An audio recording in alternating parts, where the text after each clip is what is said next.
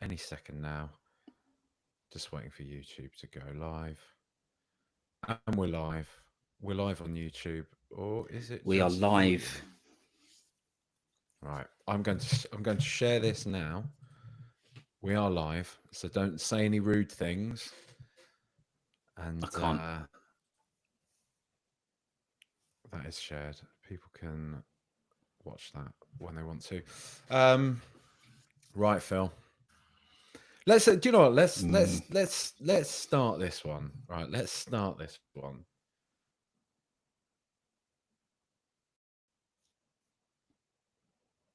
And we stop the rot.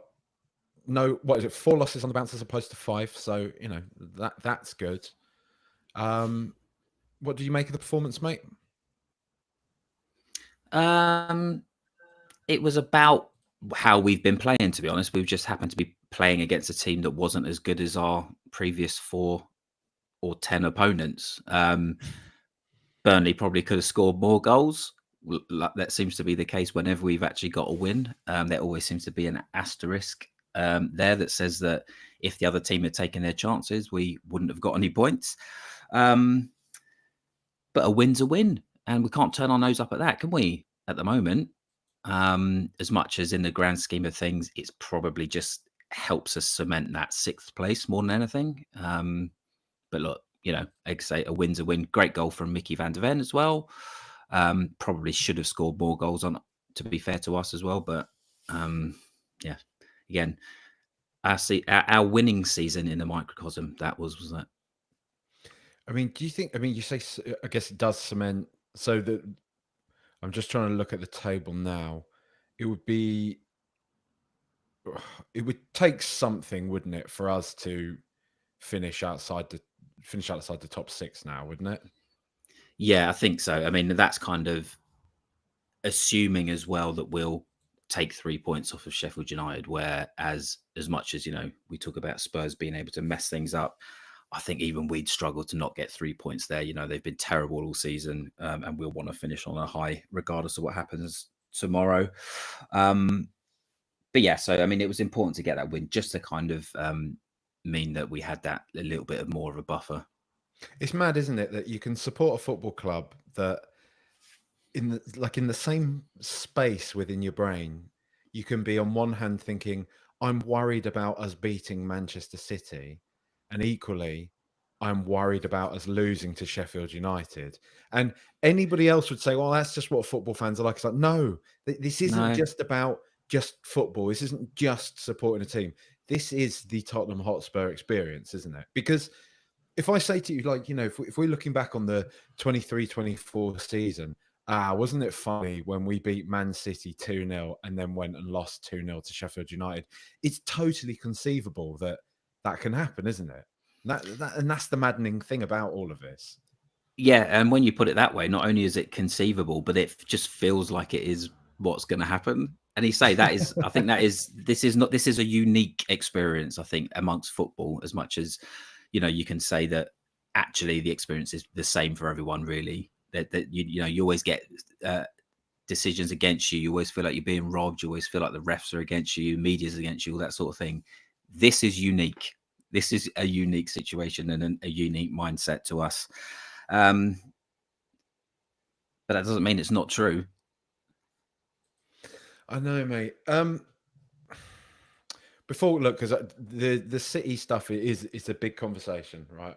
I'm not going to dive into it yet. If we're just sort of staying around Burnley, staying around sort of the end of the season, it was good to see us dispatch a team that we should be beating. We confidence, it would be suggested confidence should be low given the sort of run of games, the run of fixtures we've had. I think it is pretty right to highlight the fact that the teams that we have played are of a certain quality. We probably shouldn't have been battered the way we were at Newcastle, but that seems to be becoming the annual thing now, where they just play us like a cup final. It's lovely to have all these teams that just approach playing Tottenham Hotspur as a cup final, for some whatever reason that I'm sure we've spoken about on here before. But good to be beating Burnley, and dare I say, and everything's caveated with, yes, the Manchester City game is coming up, but dare I say, some green shoots in there a little bit. There were a few concerns shared between us, shared between sort of other people I've had on the pod about the future of this Ange Postecoglou project. Will he be sacked in summer? I didn't think that was likely. But I think you said, I can't remember if you said it on one of the pods or if it was just in our conversations, that it felt like something at least had started to click a little bit in that second half at Liverpool. And yeah, has that kind of been carried through? I think maybe it has been a bit. I think so, yeah. And I think in particular, Basuma seems to have quietly got a bit better from being Big time. a complete question mark over him as to whether he was suitable or we should even retain him as a squad member. I think that was the discussion after the back of some of his performances, even when we were doing well or better this year. He seems to have actually clicked quite well. And again, his sort of role is it's going to stand out when he's particularly bad, because that means he's losing the ball, after picking it up from the goalkeeper or the centre backs.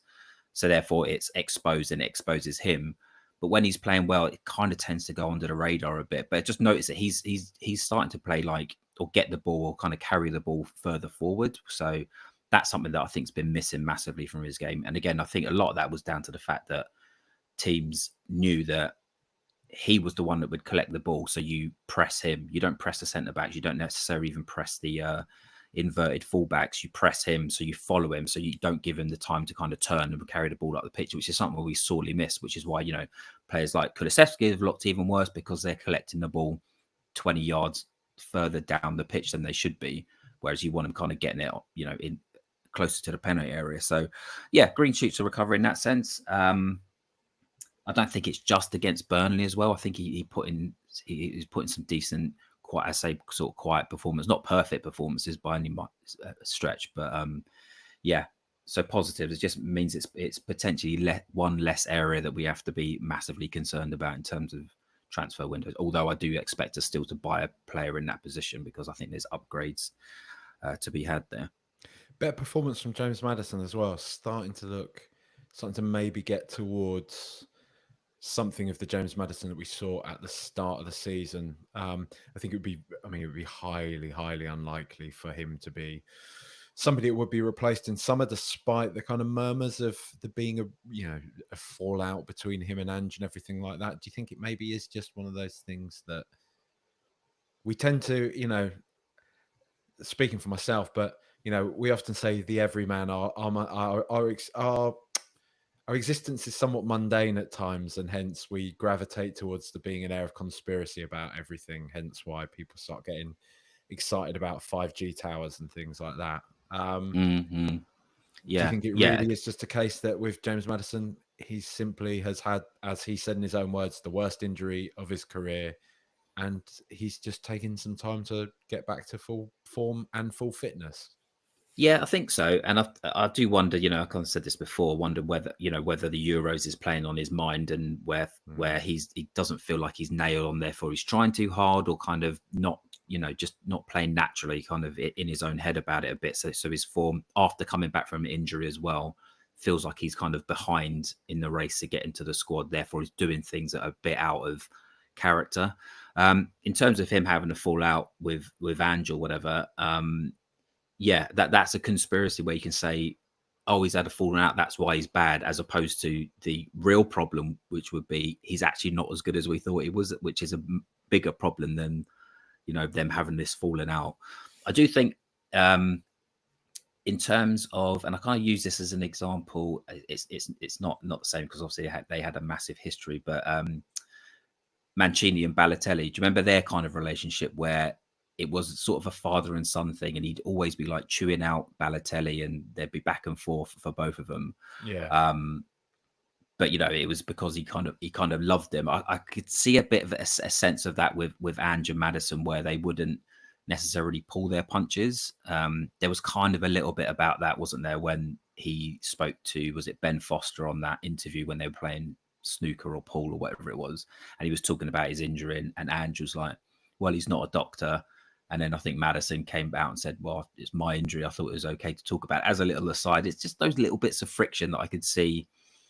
And that's not necessarily a massive problem either. I think that's just, their characters, and being able to sort of harness that is a big sort of positive to their working relationship going forward, I think. We've got Idris here in the comments that says that we're creating every excuse in the book for Madders, which, I think you and I have been pretty critical of him at points. And I think I've as much as said on here that maybe, I've likened him to Clint Dempsey, basically. That's what. Which is not the ringing endorsement, especially given you bigged up Clint Dempsey as well, I thought. I love Clint Dempsey, though, as well. That's the thing. And I quite like Maddison. I still, look, I'll be honest. Like, I think, he has had this injury and everything like that. I do think probably the jury's out on how good a season or not he's had. And we'd have a better idea of that had he not missed, a third of it, probably? Yeah. But the fact of the matter is he has, and the half of it he was good, really good, and half of it he hasn't been. So, I don't think that we're making excuses for him at all. I think it's, if anything, we're being quite critical and raising a massive question mark over him. I don't think we're sort of necessarily look at his position as one that we can upgrade, unless, some world-class player somehow becomes available. And then it's about not being sentimental about your players. In theory, every player is upgradable unless you've got the very, very best players in the world. So, as you say, jury's still out. Would you consider Jack Grealish an upgrade on James Maddison? Not really, to be honest. I think an upgrade would be someone who could do what James Maddison does and sort of the other side of the game as well. Who's kind of a bit more sort of all action, where Grealish is great, don't get me wrong, and I'd probably love to see him at Spurs, but I think they're quite different players as well, actually. Grealish is much more of a kind of a winger who is going to sort of try and get you up the pitch and get set pieces, but as I know Maddison does as well. But I don't think that's necessarily Maddison's. Maddison's more central drifting out, whereas Grealish is more left drifting in, right? Yeah. I wouldn't necessarily see that as as an upgrade. I think it would be a bit apples and oranges. I'd quite like to see them play together, actually, to be fair. As soon as I said that, I was like, why don't we get him in as well? Like Harry Brooks on, like, I'm not trying to dig him out or anything, but when he was on the Fighting Cock the other day, he was saying, well, look, Spurs will be really good. You just got to imagine that they've got like Elise and Grealish, and he seems to keep defaulting to this point of saying that Spurs would be good had they two of the best wingers in the Premier League playing for them, like, which I got his point. I did get his point, and I'm presenting it in a fairly churlish fashion, but I do find it quite funny that like the fallback for a lot of the criticism of Ange Postecoglou and the past few games for Spurs is, well, just imagine how good this will be if we have like £300 million worth of like world-class players in here instead. You think, well, yeah. But yeah, I mean, he's got some good players now, which are probably have underperformed in the second half of the season. I think it is fair to say that, right? And Maddison is kind of, to me, emblematic of that. Yeah, definitely. And I take the point about that. Better players and we'd be better, but my kind of suspicion or fear, for want of a better word, about this kind of system and this approach, as much as I'm well behind what we're trying to do, the kind of the issue that I can see happening, or that I think is still there at the moment, is that no matter if you've got the best players in the world, they kind of have to play the perfect game for this to kind of be a completely functional system. Any sort of mistake at all seems to get punished, no matter where you are on the pitch. So fine, better players are likely to make less mistakes, but I don't know. I still think there's some structural thing there that needs improving as well. It's not necessarily just about the players. So, mate, with all this in mind, all the worries about Spurs second half of the season, about there being a lack of cohesion, about Ange having no plan B, so on and so forth, all of these kind of criticisms that we've seen bandied about. Why is it then that we're so concerned about arguably the greatest club team to have ever played in the Premier League, no matter how they've been assembled? Yep. Your thoughts on all of that type of thing. Just the fact of the matter is they are on course to win 4 Premier League titles in a row, an unprecedented feat. Why is it that we are worried about Tottenham Hotspur? Why? But why is it that this is the one team that Tottenham, more often than not, tend to get the better of? No matter how bad we are and no matter how good they are, why is it that we always manage to get the better of them? And why is it that the universe deals us this hand constantly? How many other clubs have been in this situation where a Sol Campbell, them winning the title at our ground, them doing the Invincibles, us having lasagna and losing the Champions League, all like to them, so many instances of these things down the years where it's always them haunting us. Why is it again? Why are we presented this shitty hand? Like, I know there's no answers to this, mate, but please, the floor is yours to just have a tantrum about this, because that's how I feel. I feel so fucked off and dejected about football because of this, that we've been dealt this again, that I honestly, and I'm sorry to say it, honestly, I want Spurs to lose. I'm going into, and I want Spurs to lose this game. And I'll say that up front. And I hate feeling that way. And it makes me feel like crap. And that's kind of, yeah, go on. The floor is yours, mate.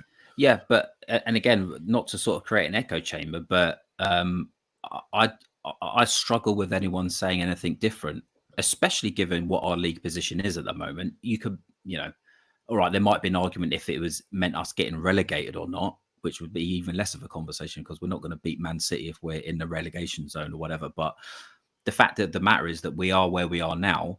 I think we said this like a couple of weeks ago on the Patreon pod that Arsenal winning the league is forever. Us losing against Man City is not even a blip. We wouldn't even remember it if it wasn't for the wider context of what potentially it could do for our rivals. And you're right, it's just an absolutely horrible, bizarre situation to be in. I actively want Spurs to lose, and that's ridiculous things I have to admit, right? But I haven't created this situation. This situation has been forced upon me, and that's just how I feel. It's my birthday tomorrow. I'm not watching the game. I haven't missed a Spurs game in, I can't even remember when, right? It's so, and I cannot sit there and watch on my birthday. And all right, I've got other plans, but I still would have incorporated into those plans being able to see some of the game if it was anything but this situation. But I've kind of actively said, you know what? I'm going to take this opportunity to remove myself from the situation because I can't sit there and actively support my team to lose. I want them to lose. Therefore, I just have to duck out of it. I can't watch it. And you're right, and the fact that we are even thinking that potentially we can win, given how bad we've been and how incredible City have been. So they've done what they do even better this season. I think some of the results that they've picked up, they haven't just been relentless results wise; they've been relentless performance wise. It's been absolutely that Wolves game in particular the other day. I thought they were terrifying. Yeah, just incredible. So it is with a weird sort of. It comes from like the weird sort of kernel of arrogance we still have about Tottenham, right? That no matter how bad things are going, we've still got a chance of beating the best team the league has ever seen. That it's such a weird mix of emotions. When if I was if this was happening, as you said, it's not going to happen to any other club just because this happens to Tottenham and the very makeup of who our rivals are and all that sort of thing. But if I was a neutral in this situation, I'd be like, well, Spurs aren't going to win that game anyway. So what are you worrying about? Man City are doing their thing. Spurs have been rubbish. It doesn't. All right, yeah, they have historically been better, but even that's, even they beat us in the cup previously. But I think anybody that says this stuff just is not. They're just not in tune with Tottenham Hotspur as a sporting institution whatsoever. No. But I do think there's some validity in having an objective view about things because the objectivity of sport usually is what sort of plays out, which is objectively, well, City will probably win the league again, but we can't operate objectively, right? We have to be emotional because it is getting right into our very being of being a Spurs fan, which is. Why do we have to have Arsenal as a rival? They're a pretend club. that only exists as our rival because they moved next door to us to encroach on our success. And whatever, 100 years later, we're still having to deal with the fallout from this. So again, it's a very sort of unique situation, and one that I never, we've had to deal with this before. And I remember, was it last season or a couple of seasons ago when we went up to City? It wasn't quite around this time, but I remember there was still kind of it was the title talk between them and Arsenal, and we went 2-0 up on the stroke of half time, didn't we? Mm. And I was like, and again, it's different because it's not right at the business end. There was still lots of football to play. But in that moment, I was like, oh, I know that there's wider context about Arsenal stuff, but I just love seeing Spurs win. And I know we ended up losing like 4-2 in the end. We got battered.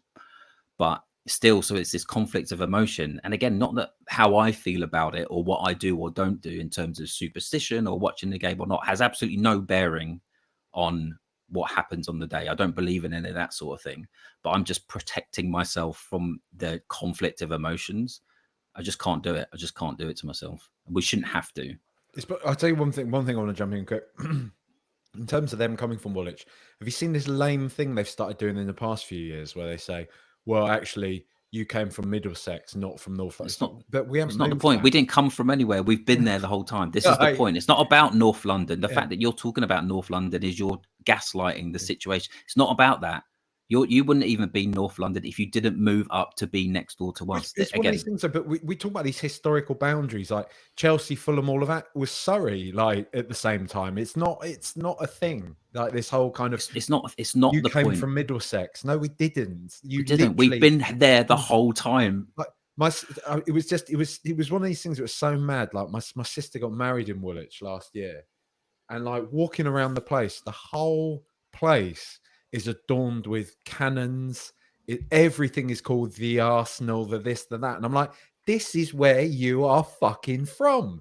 This is where you're from. Like, fuck off, Like, and this, do you know what? This is all part of it because they're trying to do this, like, reverse psychology. If you dip into any social media at the moment, any channel whatsoever, you will see typical Tottenham tin pot mentality. All you're doing is thinking about us and not about the fact you could get Champions League football. You disingenuous little toads. Don't buy it. Like, do you honestly think that's a thing? Do you honestly think in this same situation you would be sat there not saying exactly the same thing? We don't want Tottenham to win the league, so we want to lose to Manchester. It's absolutely ridiculous. And I think there is a deeper and I think there is a more nuanced conversation to be had between Spurs fans, because I've seen plenty of Spurs fans saying, I don't like this mentality. I never want to see Spurs lose. I don't care what Arsenal do. I've lived through Arsenal winning the league at White Hart Lane, through winning blah, blah, blah, blah, blah, blah, blah, all this type of stuff, right? You've got to toughen up and you've got to accept the fact that they've played well, they've recruited well, Arteta's done a good job, and they're going to win the league as a result of that. It's not to do with what... And there's that bit of me is like, fine, I get all that, but also, it's not it. This is decades, an eternity for the rest of our lives. If you, your birthday tomorrow, if you live on to 100, right? People are living longer nowadays. You live on to 100 until the day you die.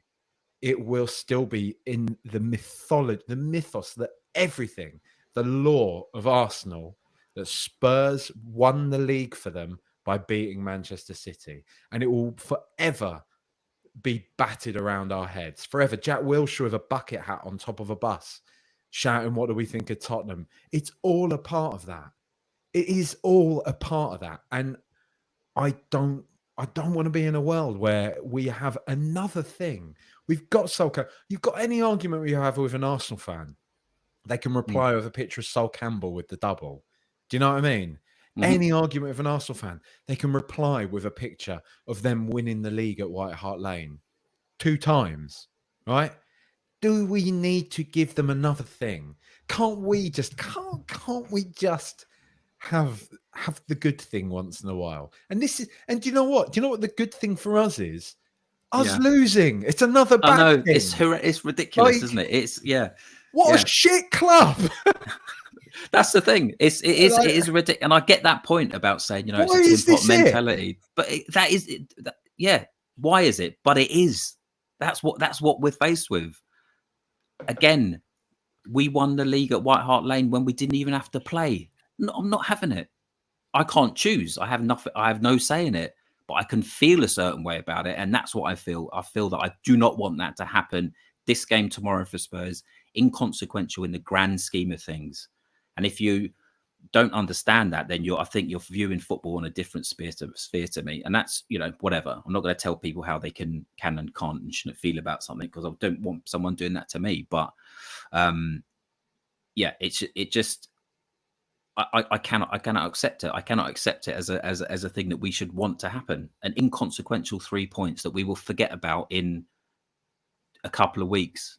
Obviously, you know, we'll have the weird bragging rights, which is again pathetic in itself. These are all pathetic things, but this is the case. We can't escape it. An update whilst we've been talking. Yves Bissouma will be missing from the game. He will be missing the last 2 games of the season, out for the rest of the season. So get well soon, but not too soon, Yves. Yeah. Well, that's okay. Look, let's as we were saying at the start of this, we were saying how he's kind of improved. So that's a shame. I'm not surprised we're starting to lose a few players. I imagine we might. Was that from Ange's press conference? I assume, or Yeah. they just I'm not saying that that's a concerted effort to kind of play a weak inside at all. I think that's, you know, I don't think Ange would do that in the slightest, and nor should he, to be honest. Again, it sounds like a bit of a contradiction. He should be kind of putting out his full team to try and win a game. As much as a contradiction that sounds, but as much as that doesn't lead to the outcome that I want. But yeah, I mean, okay, will we miss him against Sheffield United? Probably not. They've been so bad. We should have enough, and we should have enough elsewhere. You know, give Skippy a run out in there, or a young player. You know, I think that if 6th place is all kind of done and dusted, then why wouldn't we? We should be putting some of these under 23 or youth team players in as well. Just to why not? It'd be a good end to the season. If Sheffield United can't stay up, if we can't move to up a spot or down a spot by that time, let's just play some kids and have a run out. See. Well, here's one for you. Like, because, you know, if Villa win tonight, they get the Champions League. I think if they even draw tonight, I want to say. Well, what are they? Are they 4 points ahead of us? Yeah, 4 points ahead of us. So yeah, we've both got 2 games. So yeah, no, they got. If they win tonight, they've guaranteed themselves Champions League football. Which I guess would take off any sort of impetus from the players to win this game against Manchester City. And I think this is an interesting part of the conversation that we are yet to have, mate, is the players and their motivation going into this game. I think just shortly before, or in the time since we've been recording this, Spurs have put out an almost kind of parodied version of Fulham's kite flying update, which is some of the lads flying kites on the training ground, either this weekend or today. Yeah, which I don't know if, I mean, people say, is that a cryptic thing? It's not a cryptic thing. I think it's just the club, the admin having a bit of a laugh, knowing kind of what's relevant. But, you know, as per my conversation with Jack Pickbrook on here the other day, where I put to him, you know, do the club realise, does Ange Postecoglou realise this is a no-win fixture for him, that there will be a large amount of the supporter base that won't be happy with him and be happy with the team if they win against Manchester City? And yeah, he'd said to this that there was a growing feeling at the club that the more and more people put things like that to them, the stronger the sentiment grows within the club for them to beat Manchester City. And that has been living rent-free in my head since he said that. Because, and look, there are 2 parts to this, right? People will say it's not that deep. They're all alpha males. They're all sportsmen. They're in sport. That's how they got into there, because they want to win every single game possible. They're not the same as you and I. They're not supporters of the club. They want to beat Manchester City because Manchester City are a good team. It's a good scalp for them to have as professionals. Blah, blah, blah, blah, blah. Okay, great, fine. Where's that mentality when it comes to winning a big game for Spurs?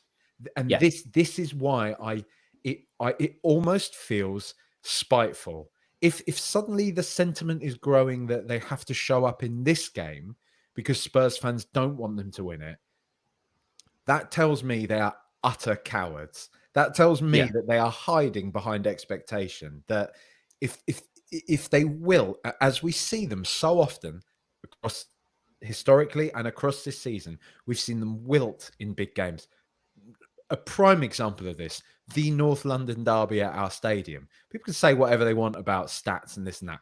We conceded 3 goals to Arsenal in the first half, right? Like, where's this fighting spirit? Where's this mentality to prove the naysayers wrong and all this type of thing when it actually means something to us? Like, why would this embolden them to want to go out and win so much more? Because they know it would really upset the people that support them. That I'm sorry to go proper football, man, but really upset the people that pay their wages, mate. Like, why would they do that? You know? Yeah, you're right, and it's all good and well that being the case if they'd been putting a shift in, like you said. Some of the performances we've seen recently, Fulham, for instance, that was a disgraceful performance. And again, all right, we're now maybe creating a bit of a straw man argument here because this is something that Jack Brooker said. To be fair to him, it's what he's heard, or the sense that he gets from it. This hasn't come from the club, so we're getting riled about something that isn't really, well, how dare they say that, all that sort of thing. But yeah, the kind of disgraceful performances they put in, if this was to be the case, you'd have to again question their mentality or the reasons why they're doing it. We're not saying we want you to lose. You've blown our season up in the last few weeks by, we beat Villa 4-0. We were in the driving seat. If this situation was different, where we now got our sense that we are actually going to be in the Champions League, and it was kind of close with Villa, and it meant, well, if we get a result against City, then we're guaranteed it, we might feel slightly different. It would still be the case that if we lost, it would still be a win-win situation. Even if we lost, it meant that they gain on Arsenal or whatever. But this can't be a kind of a reality, surely, that they're suddenly now their backs are now suddenly up because because they've put themselves into a position where the season has petered out over the last couple of months, where actually on paper we should have done way better, and that was what they should have done and hit the ground running over that, rather than posting in some of these performance and responses to some of the challenges that we've faced. Again, we're sort of getting wound up over something that might not be at all, but that's what we do, mate. I'll tell you what, mate. If you wound up by that, you're going to be wound up by this. I've just seen some quotes. I've been directed by Seymour Shepherdson, who says I need to check out Ange's latest quotes from the press conference. And I'm going to say up front, I'm going to preface this before I read this to you. I understand he's the manager of Tottenham Hotspur. He wants to win games, blah, blah, blah, blah, blah. I get all that stuff. But at the same time, when I read this to you, because it is incendiary, he's not calling me out personally, is he? He wasn't watching live when we were talking earlier. I also want to say that there's a balance between saying I'm a professional, I want to win a game, and actively attacking the fan base. Oh, I was surprised he's done this. Okay, go on. If you're going by social media, 99% of them want Spurs to lose. But please don't tell me that's the world. If it is, they need counselling. I understand rivalry, but I'll never understand wanting their own team to lose. People are allowed to feel the way they do, but I've been consistent and strong in my belief that it's important for this club to get to where we want to and not look for a silver bullet. It's hard work, perseverance, quality, not false dawns. I know what real success looks like. Anything in between that, bragging rights, it's meaningless to me. We've got a game tomorrow and we want to win it. If you think the majority of our fans don't want us to win, well, I don't see it that way. I think the fans inside the stadium will create the same atmosphere that they always do. So this is what I mean. Like, you can say on the second part, I want to create this, I want to create a winning mentality, blah, blah, blah. Great. But at the same time, for somebody that says he kind of understands football and knows what it means and the fabric of it and all that type of thing, you can't go out saying that. You cannot say that bragging rights are meaningless. You cannot go out there and say that any fan that is kind of conflicted on this needs count. I mean, if we're gonna, I'm gonna be brutally honest about it as well. In the age of 2024, he probably needs to rein that shit in, because I don't think you can really be saying that type of stuff. Although I do kind of agree with the concept, because I feel like it would help me at the moment. It's just, when you've had Richarlison speaking quite openly about mental health, I don't think you can be like, just a pithy sort of aside. Yeah. But I'm not going there. I'm not because whatever, I'm a on Patreon on Thursday, should we? Yeah, I say stuff like that half the time anyway, probably. So, I don't know. I get it. It feels like he's getting quite wound up by this whole "come on, you gotta lose" stuff, which I guess, if we're sort of looking at him as this big alpha male, I want to win, I don't want anybody telling me what the fuck I've got to do and what I should or shouldn't do, that's probably why he's reacting in this way, right? But it's still annoying. Yeah. But yeah, I mean, but this is the thing. I think it's a very sort of nuanced point from my point of view. I don't think Ange should be telling I don't think he should be playing like 15-year-olds in this game or anything like that. That's beside the point. I know, and again, because I have no say in it or what happens, I know that if Spurs won that game, I'll be unhappy. That's what it comes down to. Yeah. That's not saying actively lose the game. I think that's quite a stretch. I think it's missing the point here of how this season has gone from a hugely exciting start to an understandable rocky period, and then this period where everything is actually kind of rosy. And what Idris said earlier about letting Maddison off the hook, he's back. All these players are back, and they haven't turned up. They haven't put the shift in. Have now kind of, as I said, blown our season up to the point where we're like, well, I guess it doesn't really matter what we do. We'll probably end up sixth anyway. That's not mentality. Don't suddenly start to have a mentality and be bullish about it now. Where was it against Fulham? Where was it when you just got drubbed 4-0 by Newcastle, where because we missed a couple of chances from Werner, we then gave up and then just left our asses open? Where's it when we played Brighton, when we were 4-0 down, then suddenly decided to get a couple of goals back? Like, I don't know. I find it a bit rich. I don't think he should be putting his team out there to lose. It's not that. It's just, as I said, I will be unhappy if Spurs beat City. That's a situation that they've put me in. I haven't decided it. It's not just something I've suddenly, wanted. Equally, to, look, wanted I'm sorry. To I've got to call him out if you are listening, Ange Postecoglou. But equally, this is the same fella that a few weeks ago was saying, I don't care if we finish in the top 4 and I don't care if we get Champions League football. So forgive fans for being a bit pithy if we don't care about handing Arsenal the top. He can't have it both ways. I'm sorry. He actually can't. That's bollocks from him. Yeah, I'm wound up. I'm wound up with him. I'm annoyed. He's rubbed me up the wrong way with that. I've got the Yeah, I'm surprised he's come out with that, because I think he could, he's played. I think he got asked about that before, right? And he kind of played it a bit more of a straight back, saying, "Look, I'm not going to tell them how to feel and whatever. I as a football manager can't put my team out there to lose because I get the sack. Understandable. We're going to go and try and win the game. Again, just leave it at that. You don't need to sort of come after us. The fact that we're even talking about and getting so animated shows that we know that this is a ridiculous situation and ridiculous way to be thinking. And we shouldn't have to be thinking about it. Again, that's why I'm ducking the game tomorrow, because I can't put myself in that situation, because it's the emotional side of football, which doesn't make any sense and isn't explainable. It's just how I kind of feel about that game. He could have, yeah, I know what he's saying, but he could have not sort of rattled a few people's cages. Because again, look, what's going to happen next season? If Arsenal win the league, his job is going to be much more difficult. And if he doesn't think it is, then I think he's being a bit naive about it. Does it matter? Yes, it does, because how the fans feel has an impact on the pressure that the manager is feeling if things aren't going as well. Your rivals gloating and holding something over you that you've actively had a hand in helping them out. I think it's a bit naive to not kind of understand that nuance to it. And I think he's usually good at finding that nuance. I think he's been really good towards the fans, but I don't know if someone's been sending him letters like, with the Beano letters cut out saying you better lose to Arsenal or anything.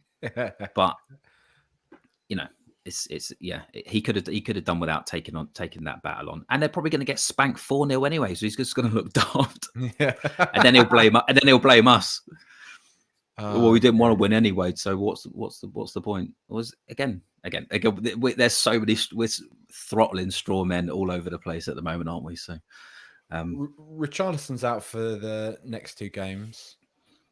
He also leaked. I mean, he didn't leak, did he? We've known what the next season's kit is going to be for months now. That what I call the Ledley King kit, because it's him on the mural with the bands down the sides. And Paul O'Keefe, in response to that, Paul O'Keefe, who I often reference on here, but I think most of Spurs fandom does, said, I was going to say cryptically, but not at all cryptically, said that he might not be here next season, that, the Saudi interest is real. It is concrete. How do you feel about that, mate? Because it feels like Richarlison has, it's almost like he's sort of started to settle. It's almost like he's found his place within the Tottenham team. And it feels as though quite a few people are quite upset about the idea of Richarlison going.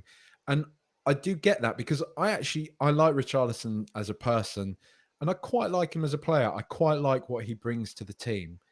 However, for me, honestly speaking, if the option is there to basically get our money back on him and roll the dice again, I favour that, to be honest.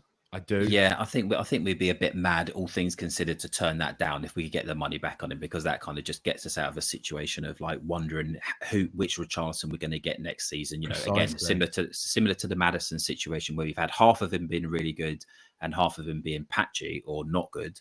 With Richarlison, we had that period of 11 games when he just couldn't stop scoring because he was healthy, because he was injury free. And then he's kind of had these injuries again, and then we've had a period where he wasn't scoring, but he was still doing a lot for the team. So we're like, which Richarlison actually exists? We certainly need one. We don't necessarily need the other. So do we want to put all our eggs in the basket of having a player that can have these like purple patches, but then go off the ball or be injured completely? Sounds harsh to say it, but again, I think if it was a cut price deal, I'd say no, I think. But if it's getting our money back or even getting a profit, it'd be hard to turn that down, I think. It would be, wouldn't it? And I do get it. We do need that striker up top. And people will argue that means we'll need 2 if we let Richarlison go. I don't know what you thought of Dane Scarlett when he came on against Burnley, but I thought it looked like a bit too much for him personally. So I in the respect that I don't really see him as a viable alternate next season. Quite a few people seem to be talking about a Will Lancashire in the youth team again. And I want to see this pathway for young players and everything like that. But I also know how important the centre forward position is, and definitely is for this team.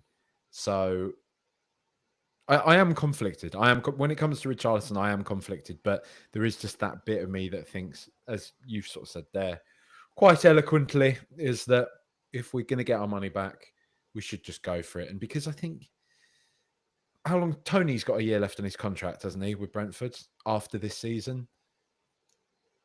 They probably take 50 mil, do they? Do you reckon?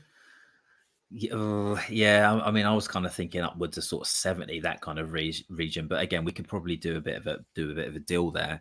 I think I wouldn't mind like Richarlison being our second choice striker, not at all. But I don't think that's feasible. I don't think that's likely. If we can get the money, if we get Ivan Toney, for instance, and then as a backup, a player that isn't as good on his best days as Richarlison, we're better off. So I think that's kind of how we have to look at it. Dane Scarlett needs to be kind of the third choice cameo next season. maybe have a little few more minutes against weaker cup sides, if those things even exist, because we don't seem to see them. But yeah, I mean, I have sort of been more impressed with him since he's come back from his loan, more so because I kind of had a very sort of low expectations of him. But I think that, again, as you say, he just doesn't really have that kind of footballing knowledge yet, I think. And again, that's one of those things that comes with minutes, but we can't afford to kind of give someone minutes in that key area. Our good friend Charlie Parish has said of the Ange Postecoglou quotes, he thinks that it's not that Ange isn't saying that the fans who want Arsenal to win need counselling. He thinks it's come across in print that essentially the proposition at the top is that Ange Postecoglou is saying, okay, don't tell me that social media is your world, because if social media is your world, then you need counselling, as opposed to Tottenham fans wanting Arsenal to win is requiring kind of not wanting Arsenal to win, wanting Manchester City to win. I mean, a Tottenham fan who wants Arsenal to win is, they probably definitely need to have a word with somebody, because that's some self-flagellating malarkey right there, isn't it? Jay Ashraf says, and get who in, Jack, as I guess in response to the Richarlison comments. Look, as I often say on here, mate, right? As I often say on here, I'm not a talent scout. I don't have Y Scout and everything like that open. I'm not looking at stats of players across Europe and everything like that, right? So I don't claim to know or say who can replace certain players. However, there are players. There just are. There's a whole network of people that do this as a job, right? There are players that will fit the profile of what Ange Postecoglou is looking for. Because if they didn't exist, football would collapse in on itself. There's always a better player out there. You just have to find them, and they will be.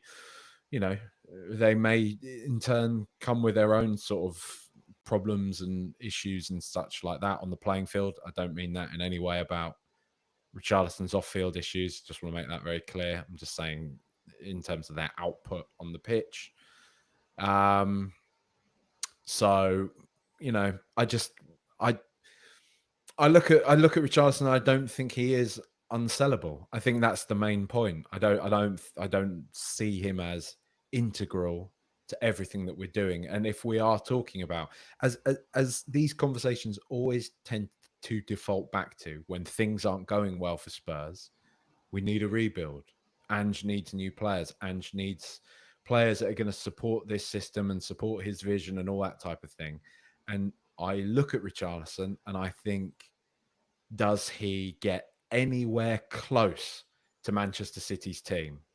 And the answer to me is no, an emphatic no. I don't even think he makes Manchester City's bench. And you can laugh at that and you can say, well, we're not Manchester City, but this is a team we want to overtake and try and win the title.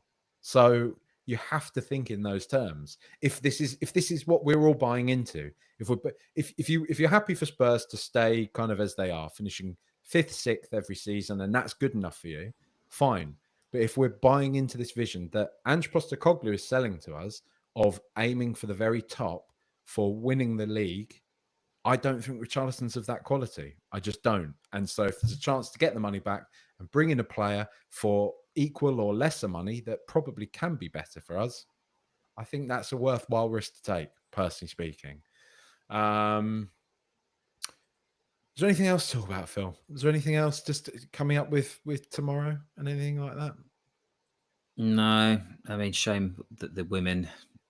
Yes. What happened? I mean, the fact that the stat that we've been in 5 cup finals since we last scored, or whatever the stat is, we haven't scored in the last 5 cup finals we've been in, or something, is really strange. Especially given most of those Harry Kane was kind of there. So, shame for them. But I think that what I heard from Beth England afterwards, that she was saying all the right things, that this is the first time we've kind of been here. We're going to kind of learn from it and come back stronger. This is a special group and stuff like that. So hopefully this has been as much as it was disappointing, a positive experience for them, and they can come back stronger next season. Obviously, I think Manchester United basically had the same last season, didn't they, where they lost it and then have kind of come back. So kind of pointing to them as a bit of a blueprint for not all is lost. You can go again. So that's a shame, but hopefully next season they can build on it. Oh, the Spurs cycle continues, doesn't it? Chastening defeat. Hopefully we can learn from it. Yeah, Do we learn from it? No. What we do learn from it is that we often lose to teams whose ownership puts more money into, ultimately into players and everything like that. But I'm not going to go fully purple and gold on this one. We'll save that. We'll save all that talk for the summer for when we for Thursday, mate. Yeah, well, when we only sign, don't know, 40 mils worth of players. I don't know, mate. I don't know. I don't see, what have we done wrong? Why do we have to end up in this? Something bad. We are we in hell? Is that actually where we are? Hell, is it? Hell would be more rewarding. This is purgatory. This is trapped between two panes of glass that are being smashed constantly, squashed, slowly squashed together. It's like if Bruce McLean, who's Bruce McLean? I don't know. John McClane was completely naked as opposed to just having bare foot when he walked across all the broken glass. You know what I mean? Yeah. It's all getting chucked in our face. But at least, do you know what we can say is that we're going to the Premier League darts final in a couple of weeks. So that's something to look forward to. That's a little treat that we were right to put in the diary, wasn't it? That's a little safe haven in sport. Yeah. Doing some Flight Club beforehand. What a day. What a day.